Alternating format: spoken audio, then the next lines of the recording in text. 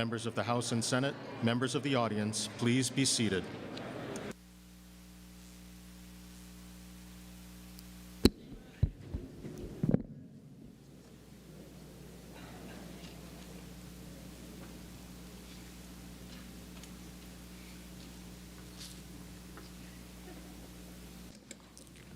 Ladies and gentlemen, Kumu Kaleo Trinidad.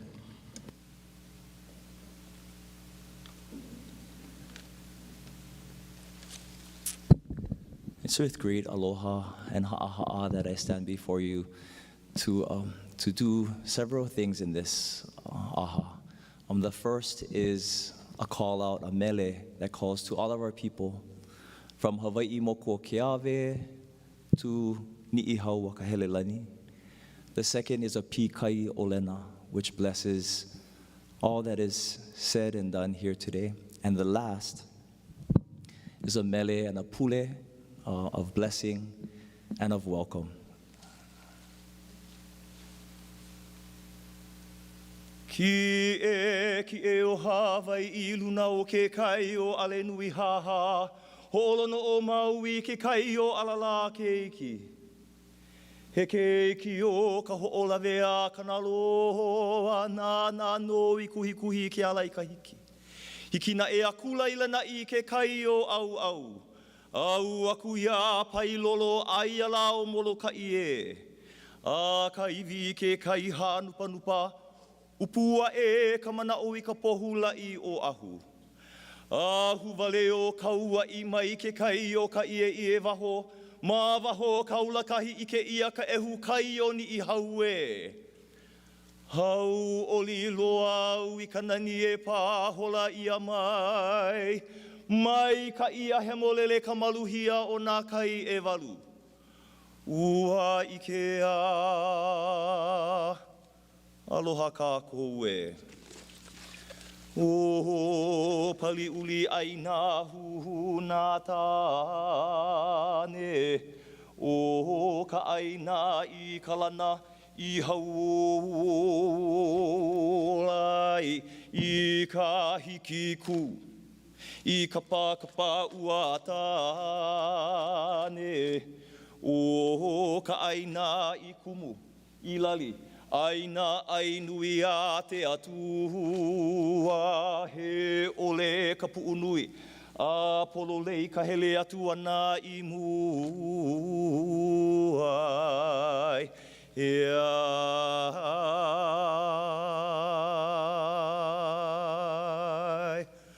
O wau no veo ula tupua o te ali. Po lena ha lena I tawa Lei ia e ke ho kalu nu a o te uki. No puki uki ka maka o ke ko o lau. Ku mau hoa ta iaulo lalo O lalo ho ki vai ata na haulu I kahi mea iki huna. Maka hunai me he highlight a pili o whoever He mai komo mai e. Aloha.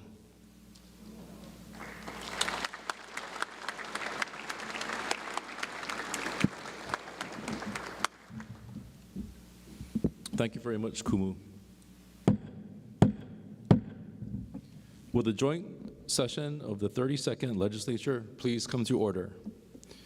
Before receiving the governor's message, I would like to recognize some of our honored guests. First, Lieutenant Governor Kim Yo-jong. Oh, sorry, I was thinking of Kim Jong-un's sister.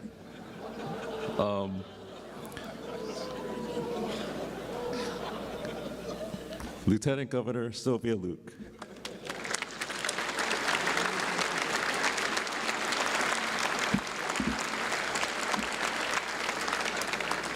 Senate President Ronald D. Kochi.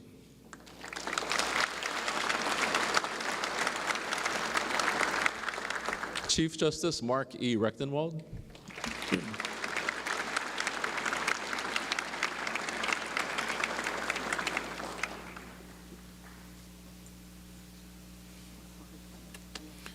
Ms. Carmen Hulu Lindsay, Chair of the Office of Hawaiian Affairs.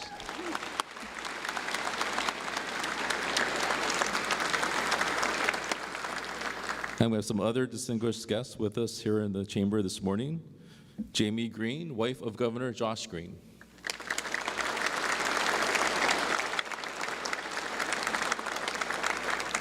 Michael Luke, husband of Lieutenant Governor Sylvia Luke.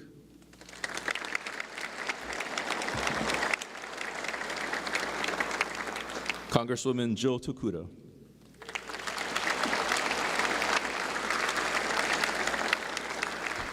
Former Governor George Ariyoshi and Mrs. Jean Ariyoshi.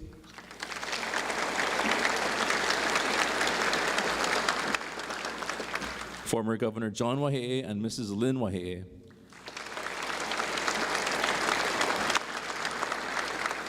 Former Governor Ben Cayetano and Mrs. Vicky Cayetano.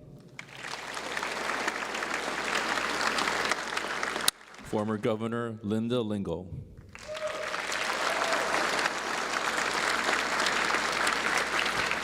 Former Governor Neil Abercrombie.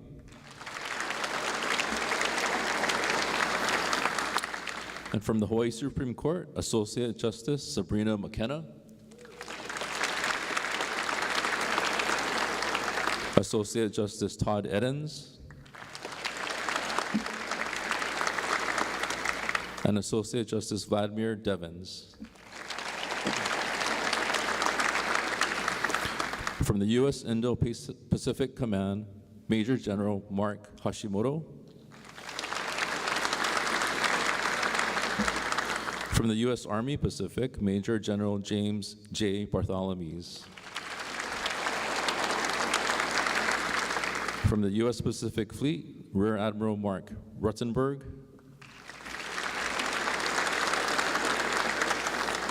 From the 14th Coast Guard District, Rear Admiral Michael H. Day.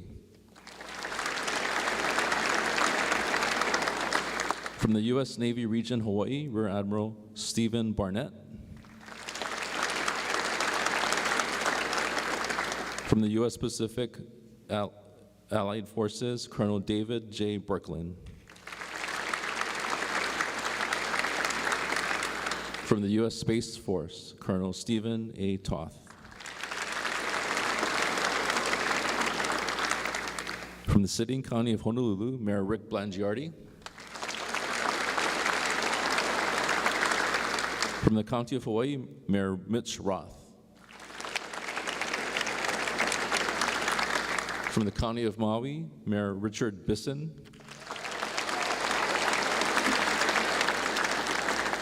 From the Honolulu City Council, Council Chair Tommy Waters. From the Hawaii County Council, Council Chair Heather Kimball. From the Maui County Council, Council Vice Chair Yukilei Sugimura. From the Kauai County Council, Council Vice Chair Kipakai Kuali'i. Consul General of Japan and Dean of the Consular Corps, Mr. Yoshinori Kodama. From the Consul of Australia, Mr. Bradley Wood. Consul General of the Philippines, Mr. Emil T. Fernandez. Consul General of the Republic of Korea, Seo Young Lee. Vice Consul of the Republic of the Marshall Islands, Mr. Calvin Miyazoe.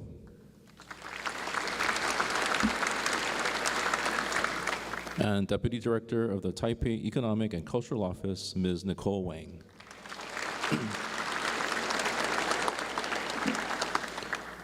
The chair hereby appoints the following legislators to escort the Honorable Josh Green, Governor of the State of Hawaii, to the rostrum. On behalf of the House, Representative Nadine Nakamura and Representative Lauren Matsumoto, And on behalf of the Senate, Senator Michelle Kidani and Senator Drew Kanuha.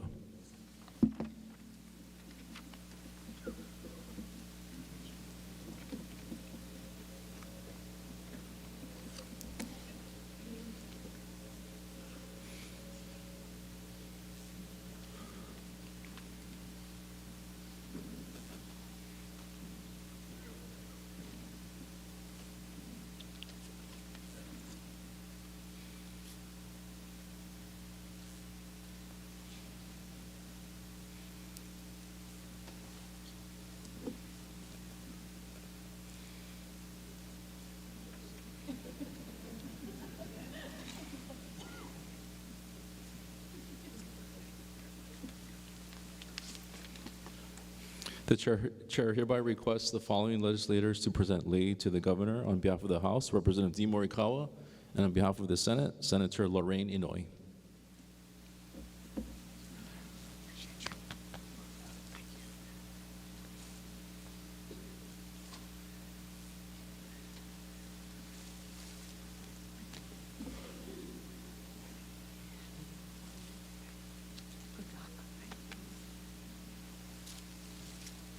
Members of the 32nd Legislature, ladies and gentlemen, please join me in welcoming our extending our warmest aloha and welcome to the Governor of the State of Hawaii, the Honorable Josh Green.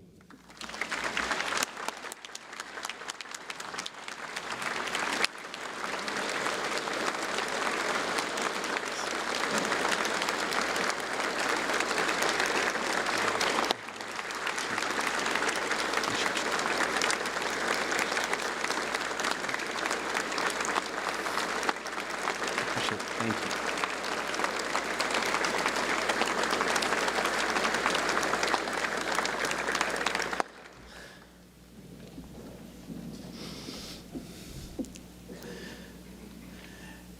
Jamie, Lieutenant Governor, Speaker, Senate President, colleagues, governors, mayors, consul generals, CJ dignitaries, cabinet members who have been so wonderful, state leaders, and all the people of Hawaii, aloha. Our state suffered a tragic and devastating loss when fires swept through Lahaina and other areas of Maui. I'd like to take a moment to honor the memory of those we lost that day, August 8th, 2023. Please join me in a moment of silence to honor them.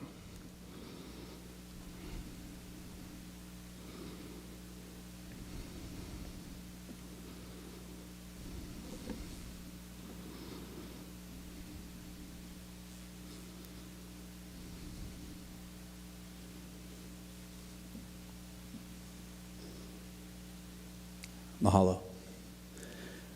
I want to express a heartfelt mahalo to everyone who has helped and supported the survivors of this tragedy and their families over the last 5.5 months. People have been so brave in the face of tough times. I also want to say I respect those who have pressed us to do more to help those in need. It's been an extraordinary and humbling experience to serve as your governor over the past year, and Jamie and I are deeply grateful for your support and encouragement. Today, I'm here to report that, although we've faced great challenges and suffered even greater loss over the past year, we have come together as one ohana to recover and to heal. I am here to report that the state of Hawaii is strong.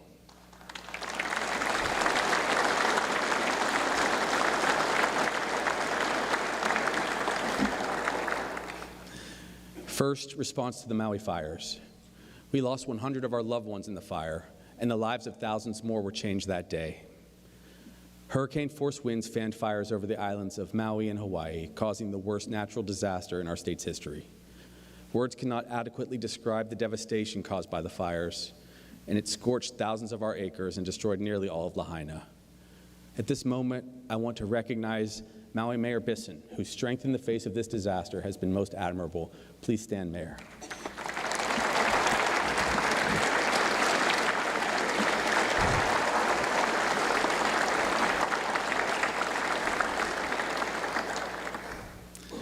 Two of the brave Maui firefighters are also here with us today, Kiahiho and Koa Banel. Please stand so we can recognize you and all of your fellow firefighters who put yourselves in harm's way.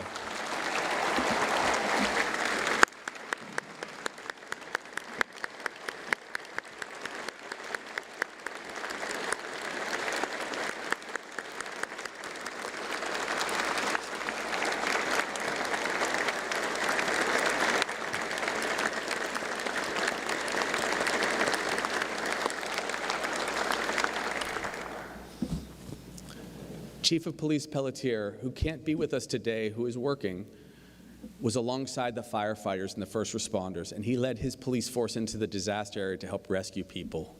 Few people other than the survivors from Lahaina can fully understand what it was like that day on the ground for police and firefighters. We are honored to know you. One more round of applause for these heroes.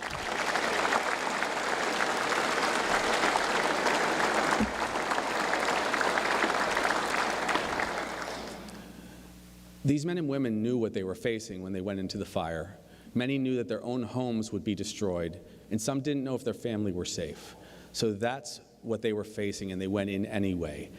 What they did was so truly heroic, I don't know if there are ever words that will be able to capture that. And then communities across our state quickly joined together in support of the thousands of displaced survivors, forgive me. Archie Kalepa and his ohana were among the very first to mobilize community members across Maui. Archie, you're also one of our heroes. Please stand.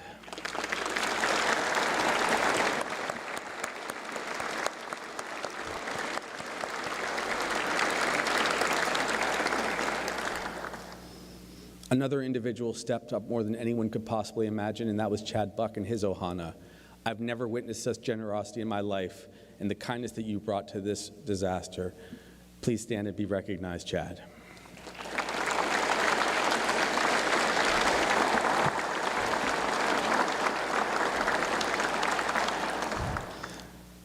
The entire hotel community on Maui, including Jeff Wagner, Jerry Gibson, and my dear friend Mufi Hahnemann, thank you for stepping up when our community needed you the most to house people who had been displaced. Mahalo for your incredible work.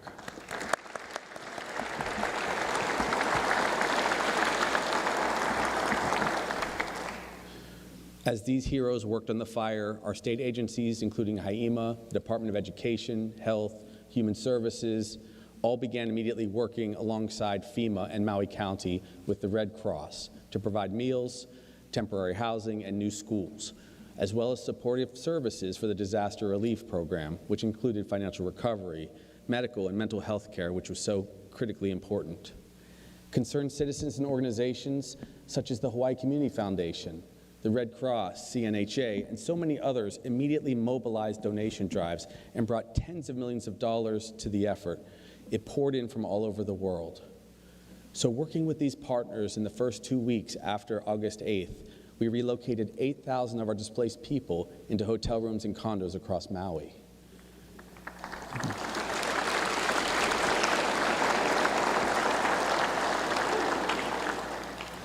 In a few short months, we've already dispersed over hundreds of millions of dollars of housing assistance to those who need it and were affected.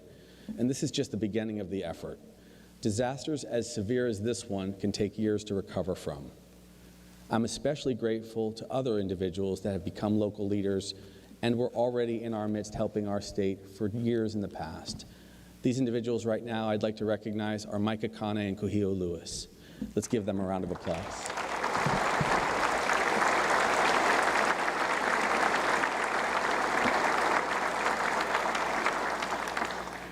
Mike and Kuhio have been providing inspiring leadership alongside all of our government.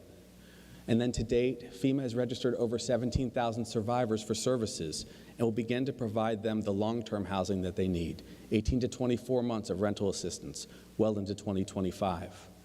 The American Red Cross also, in full partnership with us, is currently helping to house over 2,300 families, more than 5,000 individuals in more than 30 hotels across Maui. It is a team effort. As governor, I authorized an additional $100 million from Temporary Assistance for Needy Families, TANF monies, to match what others were donating, effectively doubling the power of public contributions to help those affected families pay for housing, transportation, food, clothing, and any need that arose.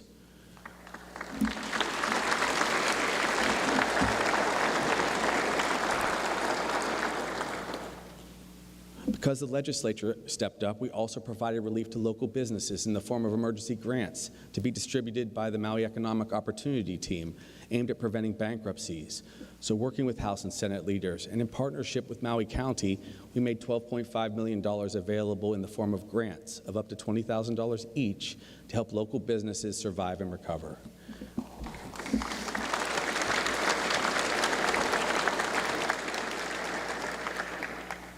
What does this all mean? The road to recovery will be long. Healing will take time. It's going to take courage and commitment from all of us, but we will get there as we come together as an ohana to help and support the Maui community.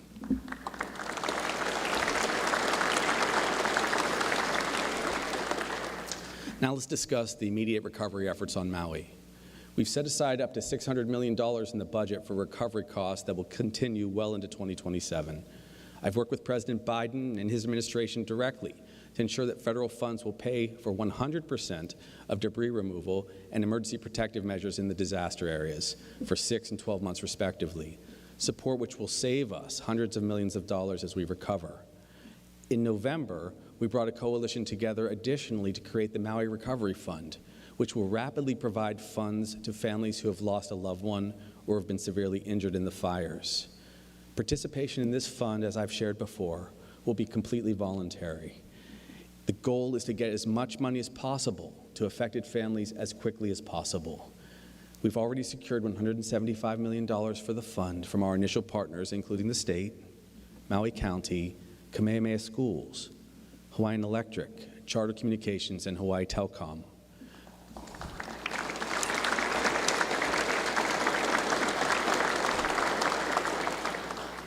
In order to operationalize this fund, we have pro bono services from First Hawaiian Bank and other community-minded professionals, leaders across the country who dealt, for example, with 9/11. And we expect to have this fund set up and running by March 1st to offer support to the families in Maui who've lost so much.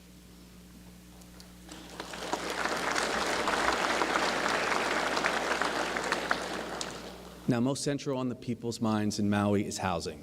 So now let's discuss the Maui Interim Housing Plan. Earlier this month, we announced the Maui Interim Housing Plan, a $500 million initiative to create a pool of more than 3,000 housing units for at least 18 months to house those who've been displaced by the fires. This collaborative effort brings together the state, the County of Maui, the Hawaii Community Foundation, and at Micah's lead, CNHA with Kohio at the helm, FEMA, and the Red Cross, with the goal of moving all displaced families, from short-term hotels into long-term housing by July 1st, with most households moving in by March 1st, just a few weeks away. Thank you.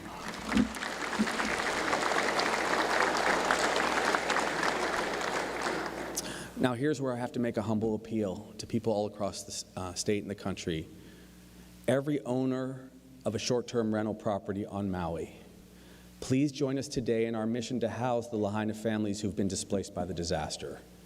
They are part of our ohana, and right now we need your help to care for them.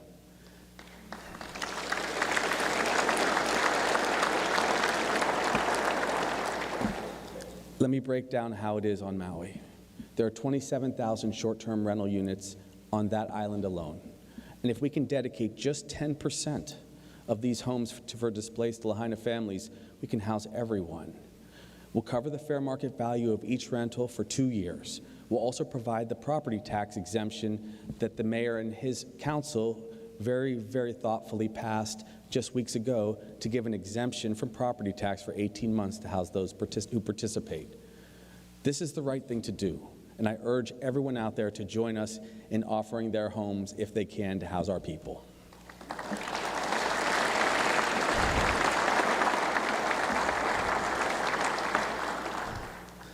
Now, if not enough partners step forward to join us as we approach March 1st, believe me when I say this, I'm going to put our people first, and I will be forced to declare a moratorium on all short-term rentals in West Maui until we find enough housing for the displaced families.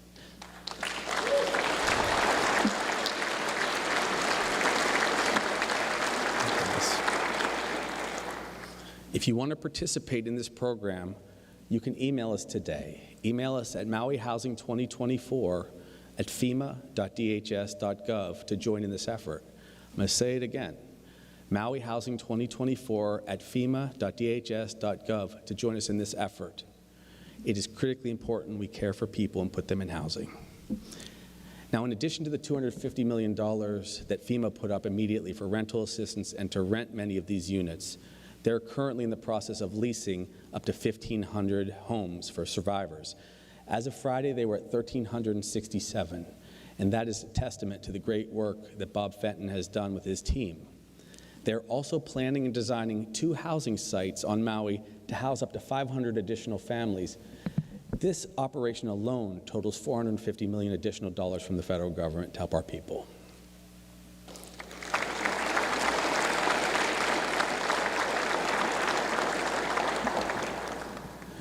In many cases, I don't think they're recognized enough, so I'd like to recognize Deanne Criswell, who's the leader at FEMA, and Bob Fenton, the big guy over here to my left, who's been a great working partner. Please stand, Bob.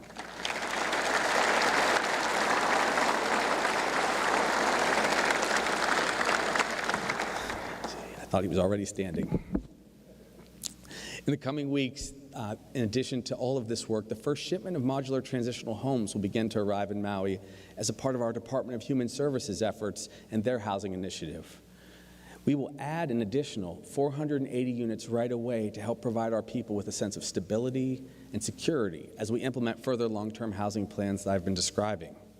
So as we move forward, we're going to continue to remove the debris in West Maui. We'll do it safely and respectfully, and the plan is to listen to the people of Lahaina and rebuild the way they want us to rebuild.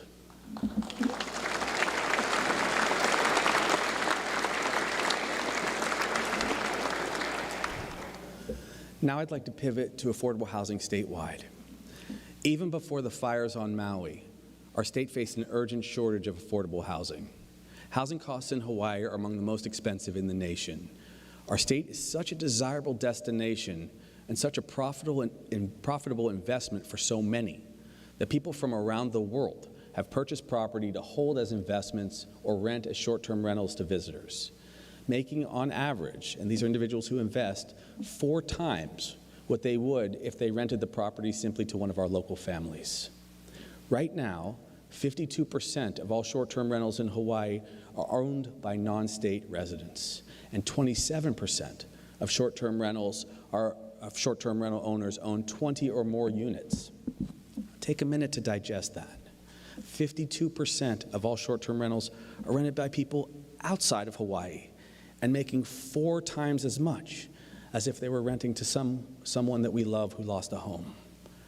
Now, our housing crisis affects not only low-income families because there are so few houses, but it also affects middle-class residents who earn too much to qualify for any help, but too little to afford to buy or rent in this current housing market. Local families are being squeezed out of our housing market as 30-year mortgages approach 7%, and the median home prices are absolutely way too high for most. The process of building homes, which we're all committed to, has become so complicated and costly in our state over the last 3 decades, fraught with unnecessary bureaucracy, impossible permitting processes, and prohibitive zoning rules, that we had to take immediate action. Now, to do that, I signed the emergency proclamation relating to housing on July 17th last year, and I appreciate your patience. This proclamation formed a committee of our state's leading housing experts, and it empowered them to cut through the red tape and approve new housing projects more quickly and easily. We immediately approved 10,800 new units of low-income housing for struggling families. And now we've turned our attention to approve affordable housing projects in urban Honolulu and along the growing rail.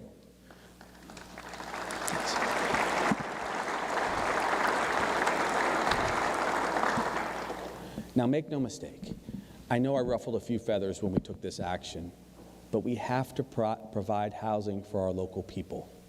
So in October, I listened to the environmental leaders across our state and issued an updated proclamation relating to affordable housing, allowing us to build more affordable housing while protecting precious natural and cultural resources, preserving the process, and preserving the unique character of all of Hawaii.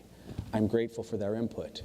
And since then, we've begun to reform our housing bureaucracy. We've approved or accelerated multiple new projects, and we'll bring thousands of homes to teachers, nurses, firefighters, working families all across our state in the coming years.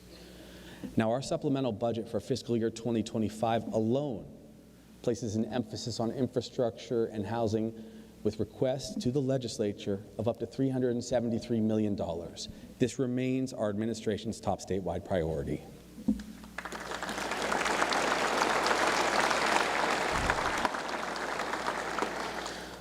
But we have to have an honest moment here. Building alone will not solve our housing crisis. We need to find new ways to make buying or renting a home more affordable in Hawaii. We have to take further action to return the thousands of short-term rentals that I mentioned earlier to the local housing market.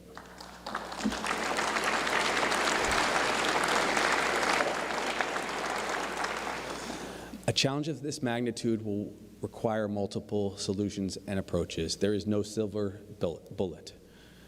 Now, what can we do? Greater enforcement of the laws we have regulating short-term rental markets are important. Tighter restrictions and tax changes are likely necessary, and emergency measures that we've been taking will be impactful. All of these can and should bring to bear the necessary sanity we have to have for our local long-term housing market for our own residents. Today, I'm humbly calling on my colleagues here at the legislature to help us by implementing new policies and reforms which will return our housing units to the long-term rental market for our people. This will increase supply and bring down prices in our local market, which is artificially and unfairly inflated by the global demand from visitors to our state. I will sign into law any bill the legislature sends to me that will help move short-term rentals and vacant investment properties owned by non-residents into our local housing market. This will increase supply and bring down costs for our families.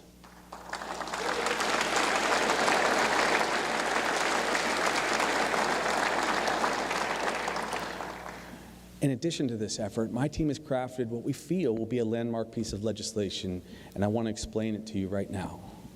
This piece of legislation will provide tax amnesty to any owner of a short-term rental who chooses to sell it to help us with our housing crisis.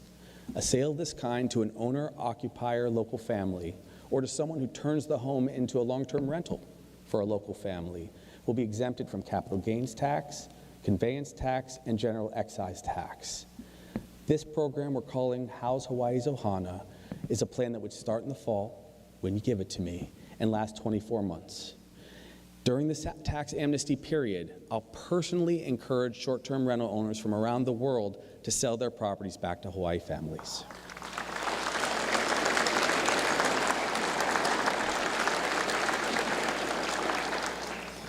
Let's talk a little bit about the cost of living. Families in our state struggle to make ends meet. Despite working multiple jobs, more are living paycheck to paycheck than even before the pandemic. 44% of all families in our state are Alice families, barely getting by, and 63% of all Hawaiian families fall into the same category. Say that again. 44% of all of Hawaii's families are living paycheck to paycheck, and 63% of all of our Hawaiian families are falling into this category. This has to change. The cost of living in Hawaii is simply too high, especially the cost of buying or renting a home. There's still too many local families who are moving to Vegas to seek affordable housing, lower cost of living. We have to find additional ways to reduce the cost of housing, food, healthcare, and really just make all of Hawaii more affordable for our people.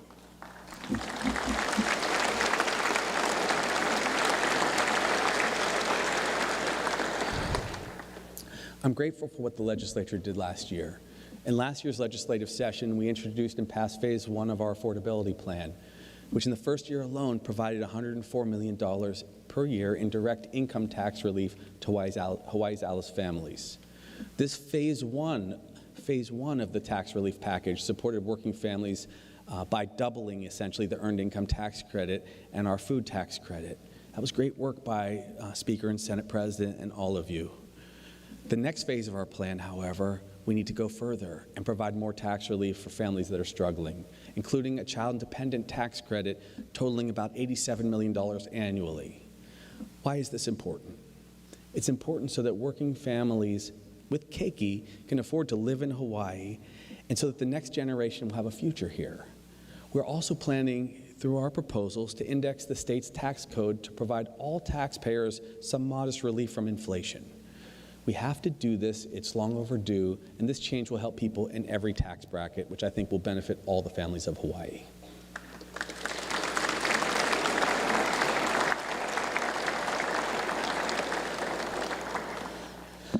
So, in summary there, it's critically important that in this legislative session we move forward with this next phase of our Green Affordability Plan to further relieve the tax burden across the board.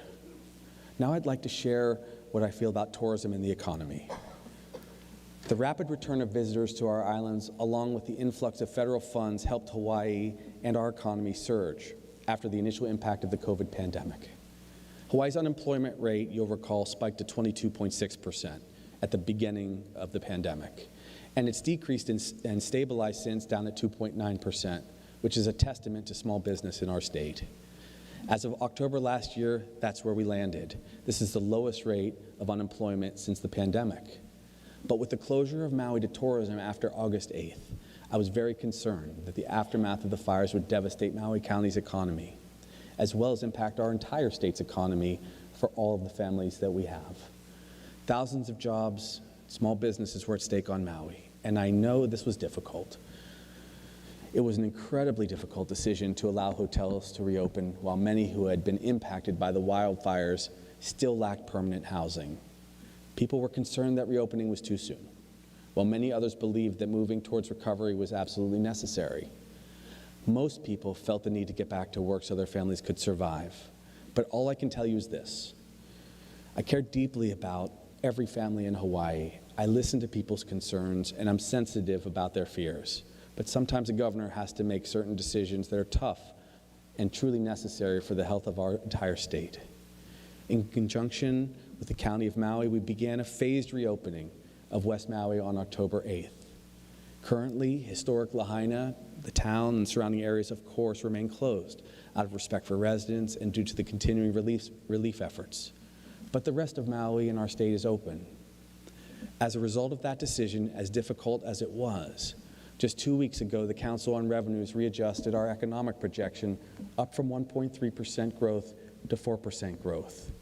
This adds almost $500 million of revenue to our state so that we can take on the greatest challenges together, all of which will arise and revolve around housing our people and our survivors on Maui. That's why we made those decisions, and I just wanted to tell you from my heart, that's how we came to that decision together.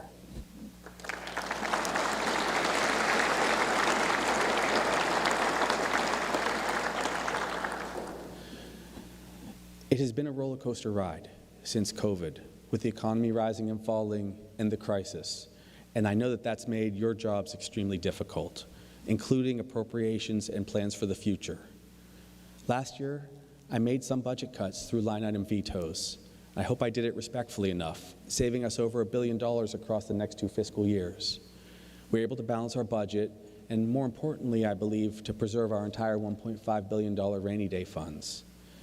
Now these cuts, plus the positive projections for our economy, will now allow us to invest more in critical issues like access to health care, affordable housing, and homelessness. So thank you very much for understanding those tough moments.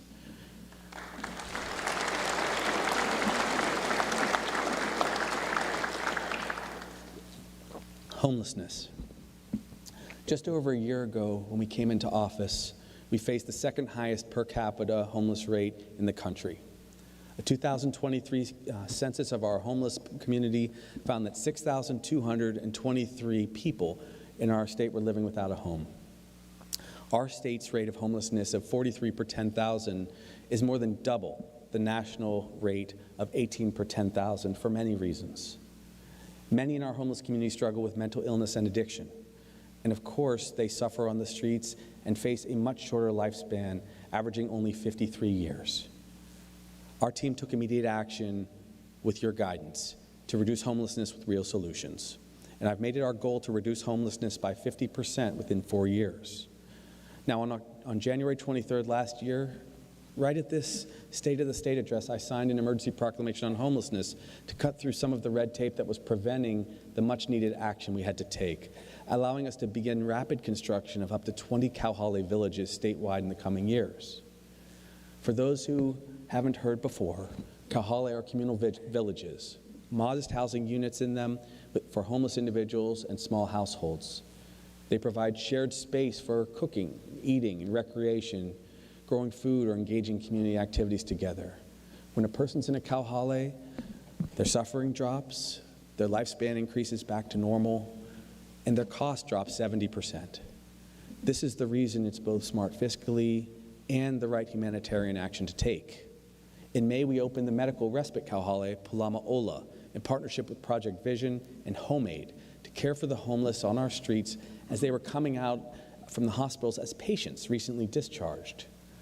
Located literally in my backyard between the state capitol, Queens, Department of Health, and Washington Place, we placed Palama Ola, and it was a great success. We expect several new Kauhale to open in the coming months, including one just down the street. I will tell you that Kauhale are going to revolutionize how we deal with homelessness. And right now, I'd like to recognize Project Vision's leader, Dara Kauhane, and HomeAid's director, Kimo Carvalho, along with all the great people on their teams. We couldn't do this without you. Please stand and be recognized, guys. Where are you?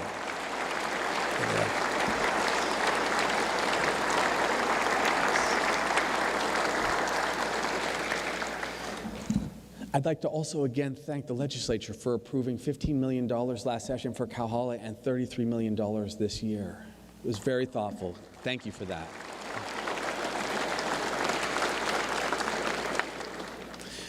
We extend our deepest mahalos to James Koshiba, Nani, and all the others who led this effort with such heart and thoughtfulness over the last year. And now we place our trust in John Mizuno, a friend and legislative colleague. Where's John? There he is.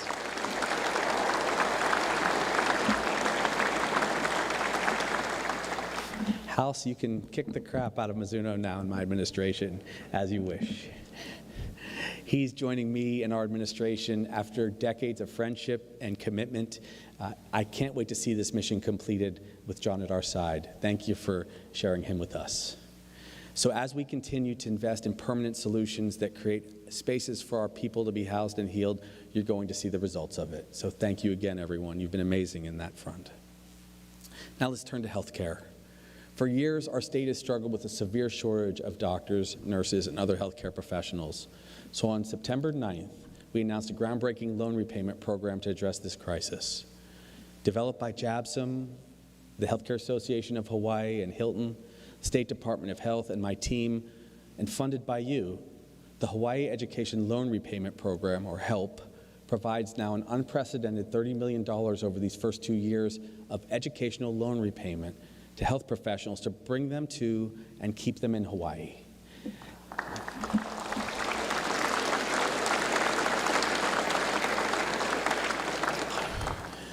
Now, why do we do this and who does it help? A diverse list of healthcare professionals qualify for loan repayment in our state of up to $50,000 per year. Some who owe $400,000 or $500,000 of debt in exchange for a minimum service of 2 years, while they're getting into practice and caring for the patients that need them the most. And so these scholarships are targeted to providers who care for those who are low-income patients, usually on Medicaid. The scholars alone in our first batch, and we've received thousands of applications, will touch 750,000 of our citizens because of your wisdom in passing this legislation and funding it. We've already received, like I said, thousands of applications with deep ties to our state. This is just weeks into its initial stage, and we've already announced our first 585 HELP healthcare champions.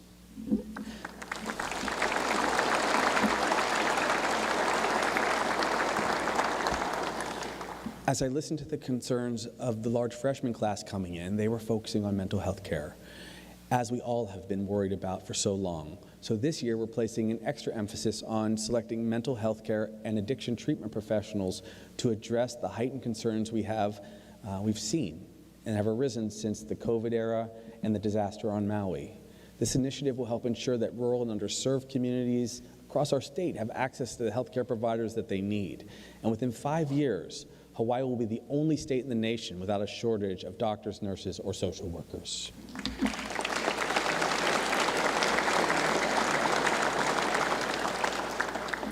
Again, an initiative of this sort helps to bring an end to the healthcare disparities that many of our communities have suffered for too long.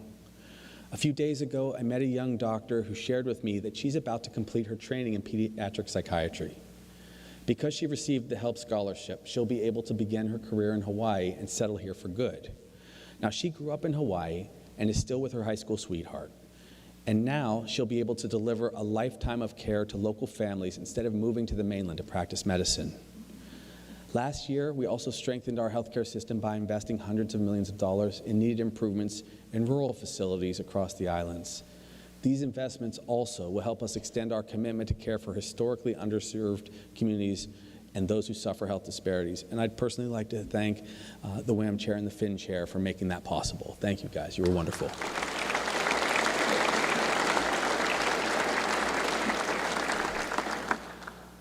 In summary,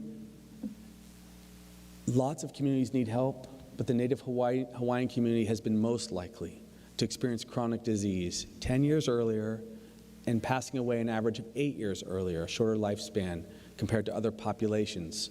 So as we pass these programs, we are addressing past injustices and ongoing disparities that impact our Native Hawaiian community. This will also be partnered with the work that we're doing with Department of Hawaiian Homelands, which the legislature saw fit to approve $600 million, and speed the provision of homestead lands to thousands of Native Hawaiian beneficiaries. Housing and healthcare go hand in hand. Thank you for that extraordinary work.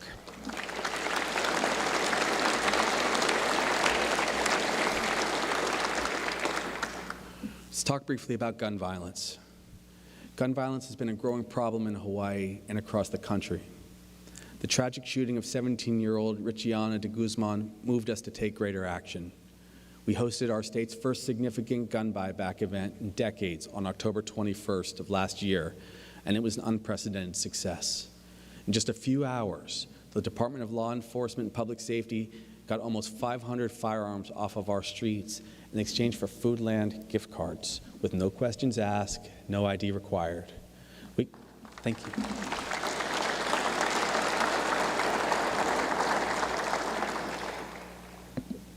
It was something to behold. We collected ghost guns, sawed-off shotguns, semi-automatic weapons.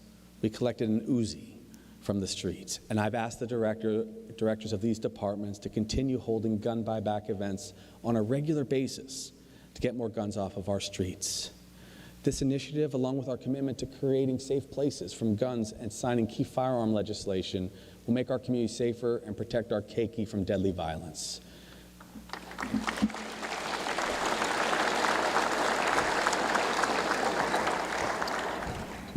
But it didn't stop at that one tragedy. Gun violence reared its ugly head again just weeks ago when a disturbed individual, a felon, shot a woman and then went on an island-wide rampage that seriously wounded 2 of our brave police officers, both of whom thankfully will survive. We must do more to protect our communities from the threat of violence from those who have no business possessing firearms.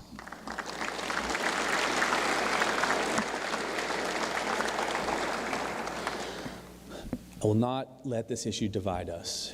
It means taking lots of action on both sides of the political ideology. It means incarcerating violent criminals, preventing unstable people from having guns in the first place, and finally providing much more healthcare access to those suffering mental illness or drug addiction, which is too often linked to such tragedies.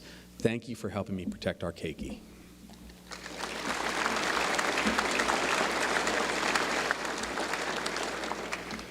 Education. Our commitment to public education was demonstrated with your support this past April when we successfully negotiated a new 4-year contract with the Hawaii teachers and the 13,500 that they represent. This contract, which was the first thing we prioritized, was important. It provided substantial pay raises for new hires and bonuses for experienced professional teachers. And it's paid dividends already. I want you to understand how successful it's been. We are now seeing far fewer teachers retire and far fewer teachers leaving the classroom, We slashed the teacher shortage by more than 50% in a single year.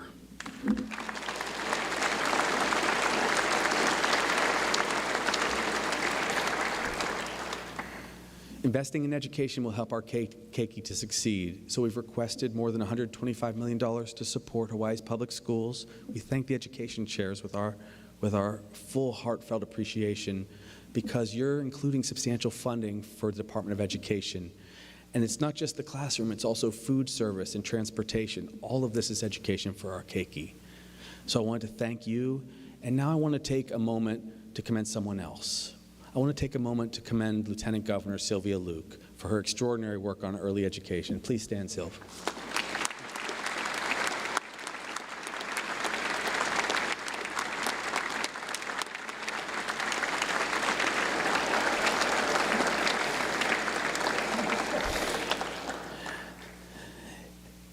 Many people across our state ask me to partner with and utilize our Lieutenant Governor's talent and capacity as a real partner, and I took that advice to heart. We are friends, and we're colleagues, and the work she's doing to make preschool available to all of Hawaii's young children will have a profoundly positive impact on our state for generations to come. Thank you, LG. Your great work on this and many other initiatives is recognized and critical.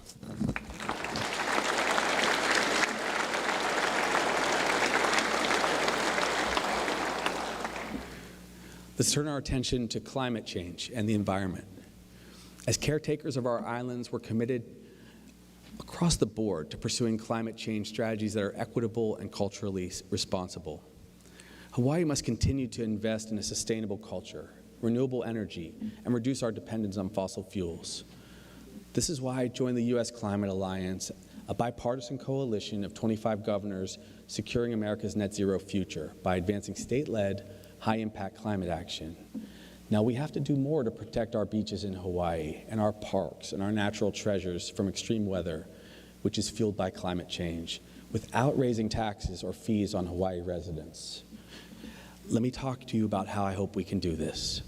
This responsibility to protect Hawaii's unique natural environment should extend to visitors to our islands. We've had some discussion about this, and I'm excited about this session coming up. A climate impact fee on visitors would provide needed resources to protect our environment and increase awareness of the impacts of climate change. This legislative session, I'll renew our efforts to pass a climate impact fee to help us stare down the terrible impacts of climate change. Last year it stalled a little bit, but imagine how helpful that program would have been to address the disaster on Maui had we had it. We need to do a little better this year, so today I'm simplifying the proposal and proposing a $25 fee on visitors when they arrive and check into a hotel or a short-term rental.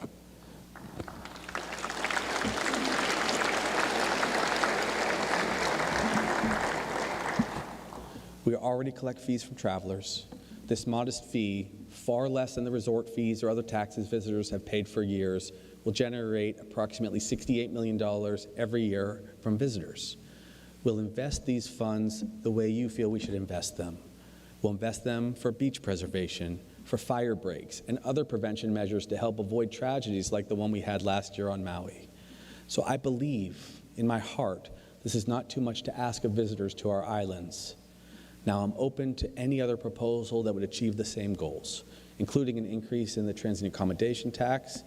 Don't have a heart attack, Jerry, or Mufi, or anyone. We'll find a way to compromise on these issues because, as you can see, we are here surrounded by everyone who cares about the state. Whether they have one position or another on an issue doesn't mean we don't come together. So we passed this fee to preserve our natural resources, our beaches, our forests, our waterfalls. This is an essential part of our culture and our way of life. This climate impact fee would help us protect them. So thank you for considering this proposal. I know it will help our state.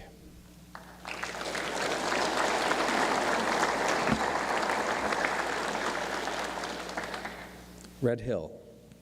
We've already made important progress on draining the fuel from Red Hill so it can finally be shut down for good.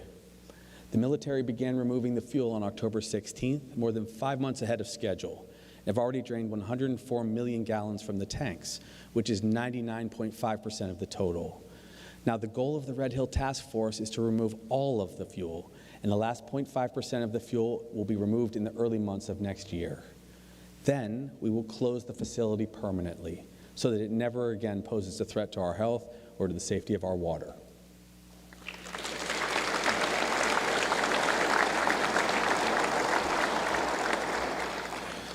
I need to say mahalo to every environmental advocate, engineer, public worker, everyone who helped us achieve this victory at Red Hill, including our congressional delegation who brought hundreds of millions of dollars to the effort.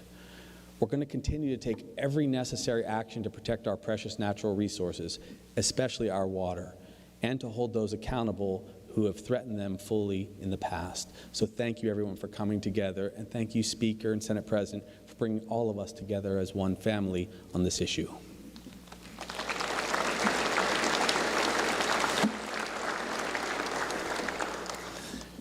A few new opportunities. With the heavy focus this year on Maui's recovery, affordability, and housing, it will be easy to forget to mention other important opportunities for our state, which will help us diversify our economy.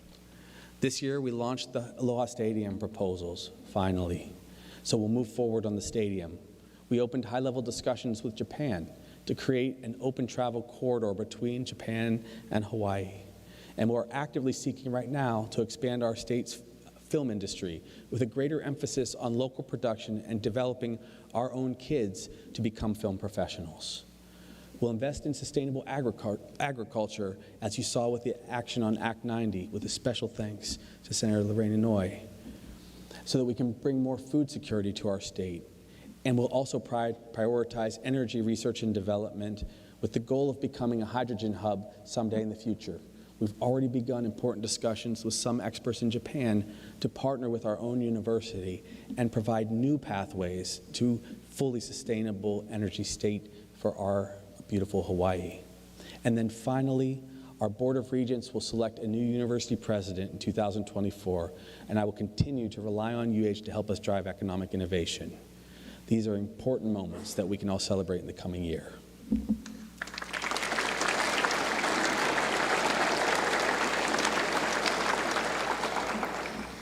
Finally, our path forward. We will never forget the day that the fires took our loved ones and changed the lives of so many on Maui. The people of Maui have shown strength in the face of adversity, but the days ahead will not be easy, and they will continue to need our support, and we will be there for them as long as it takes. Over the past 5.5 months, we've shown the rest of the country and the entire world the true spirit of aloha. That includes Saturday, when Archie Kalepa brought so many thousands of people together on Maui. We've come together around our shared values and a common purpose to support Maui as they begin to recover and heal, to house our people and to end homelessness, and finally to make life in Hawaii more affordable so that our next generation can build a future here at home.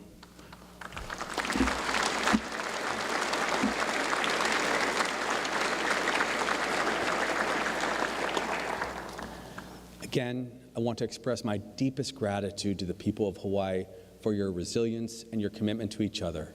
It is an honor to serve as your governor. Mahalo and aloha.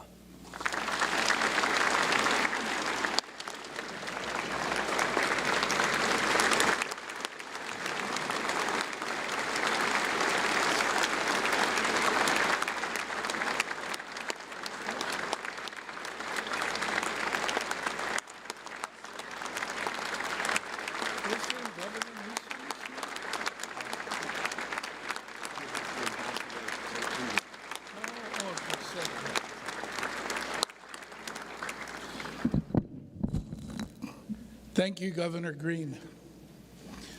I'd like to take the time to offer a few thank yous before adjourning. Last Wednesday, when I gave the remarks in the Senate chamber, I was a little overcome by the overflow crowd, the spirit, the optimism. And again, as I look at the floor here on the House of Representatives filled and the gallery full, I would be remiss if I didn't say to Speaker Saiki during the pandemic, thank you for the leadership he showed in putting together the 2 vaccination clinics with Dr. Green, Queens Hospital at the Blaisdell Center, and with Ray Vera of Hawaii Pacific Health, the largest vaccination center over at the pier, so that we have been able to achieve a lot of the numbers that the governor has talked about. Thank you.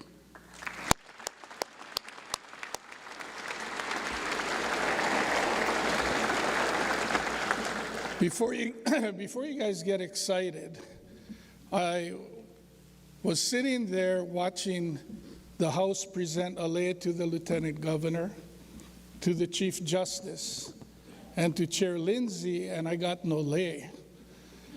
And I said, this is how rumors start. So I want to be clear, one of the cigar leis I'm wearing was presented to me as I was entering. In a loud voice, they said, "Welcome to the House of Representatives." So I did get my lei early, so the thank you is heartfelt, Speaker.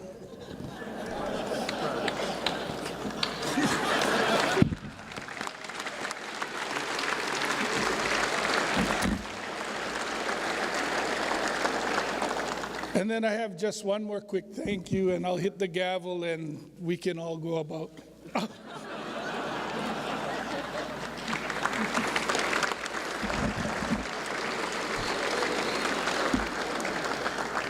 Senator De La Cruz, whatever Oha wants.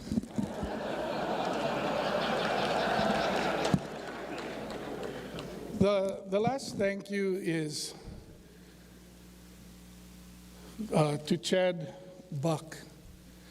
As everyone rallied in the state to come forward to help Maui, members of the legislature and our staffs put the word out for a collection at the Father Damien statue. And we were overwhelmed by the generosity of the people of Oahu. All of the area that you're sitting in, all of the area in the Senate chamber gallery, hallways in the basement, conference rooms were filled with the outpouring of love from the people of Hawaii. And Chad Buck sent his employees and his trucks to load everything that was collected and take it to the pier. On the other end, on Maui, his employees and trucks are waiting to take everything off of the pier and have it distributed. When Senators Kidani and De La Cruz put together a drive out in the Mililani area, he again deployed his employees, his trucks. Everything that he did, we had asked him to track and submit receipts, whether it was by the state of Hawaii, the county of Maui, or FEMA, to be reimbursed, and he did not submit a single receipt for reimbursement. It was his donation to the people of Maui and the people of Hawaii. Thank you, Chad, again.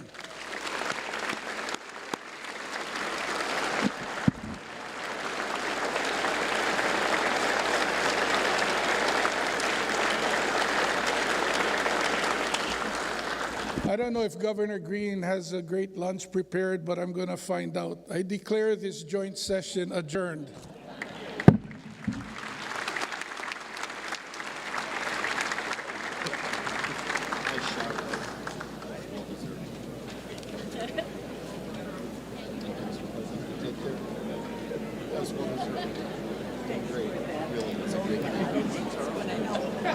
Well, you take care of them. That was awesome, man. That was beautiful. Seriously, just the right call.